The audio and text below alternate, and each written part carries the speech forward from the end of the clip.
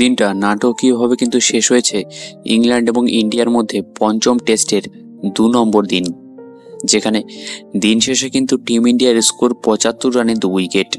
18 ওভারে 75 রানে কিন্তু 2 উইকেট, যেখানে দুর্ধর্ষ ফর্মে কিন্তু রয়েছে ইয়াশাসপি জয়সওয়াল। 51 রান সে করে নট আউট রয়েছে বর্তমানে, এবং তার স্ট্রাইক রেট কিন্তু 104। মাত্র 49 বলে 51 করে গেছে, এবং তার সঙ্গে ব্যাট করছে আকাশদীপ, যে কিনা 2 বলে 4 করেছে। অন্যদিকে রাহুল আর সাই সুদর্শন 7 এবং 11 করে আউট হয়ে গেছে।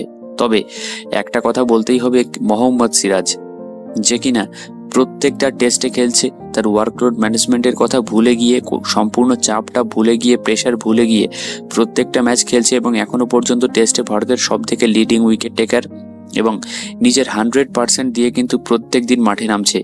আর এই মোহাম্মদ সিরাজ এবং প্রসিদ্ধ কৃষ্ণা, এই দুজনের দাপটে কিন্তু পুরো ইংল্যান্ড এই প্রথম ইনিংসে টোটালটাই কিন্তু ধসে পড়লো বলতে পারো।